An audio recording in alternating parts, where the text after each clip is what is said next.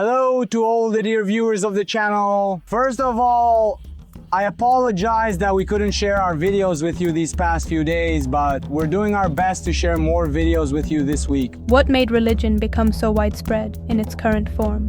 Where do its roots actually come from? And how is it that, despite so many people being religious, some still argue that religion is a misleading path?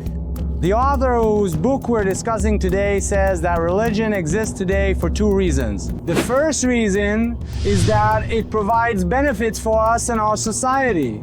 And the second reason is due to characteristics that exist in our subconscious mind. The author believes that the second reason has a greater impact on the roots of religion. So what were those advantages? How exactly did religion help with survival? The first reason is that it creates social cohesion. When all the members of a tribe believe in a common God, internal conflicts actually decrease and they feel a sense of us versus others. As a result, the more united a tribe is, the higher its chances of survival. The second advantage is unquestioning obedience. When a leader says you must make sacrifices for the survival of the community, some people might not accept it. But if that same leader says that God has asked us to make sacrifices, then everyone accepts it without question. So in fact, religion has created an advanced psychological system.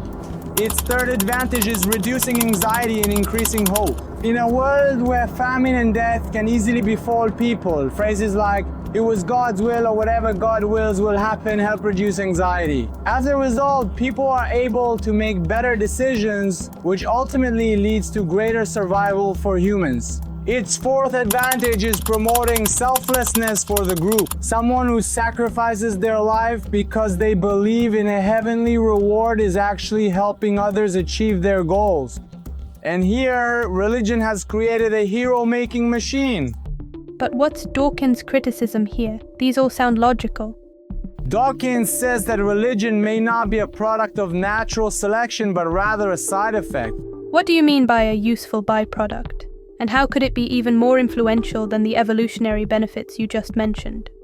The job of a heart is to pump blood, but it also produces a sound, which is actually a side effect, just like religion is a kind of side effect of several products that we will examine together. The first case is unquestioning childish belief. Because children are more vulnerable, they easily accept what adults tell them, including the idea that there is a God in the sky watching them, and this becomes ingrained in their subconscious. The second reason is the tendency to assign an agent behind everything. For example, we hear a sound. We are certain that someone is behind it. Or we see a storm. We perceive a force behind this storm. Or an illness. We immediately say it must have been a calamity or a punishment. This is useful for our survival, but it also leads us to create gods and spirits. Dawkins gives an interesting example here. Butterflies navigate using light, but when a butterfly sees the light of a candle, it becomes confused and gets burned. Similarly, the human mind is always searching for meaning and agency, which can sometimes lead it down the wrong path.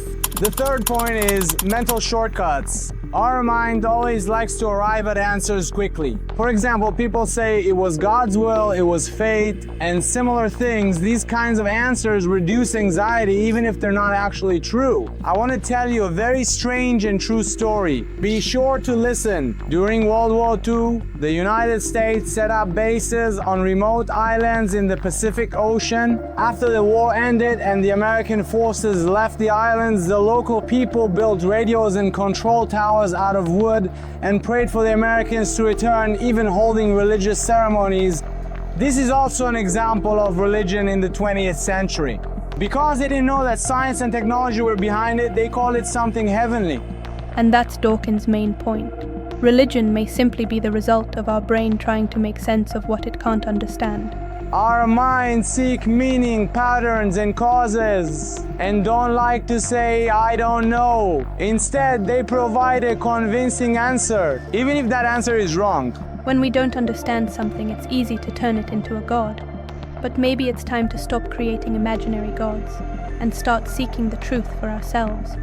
On our channel, we review the opinions of great researchers and philosophers on this topic and share them with you in various playlists. If you're interested in these kinds of videos, be sure to subscribe to our channel so you don't miss out on future research. If you enjoyed this video, be sure to like it and share it with your friends as well. Until the next videos, goodbye!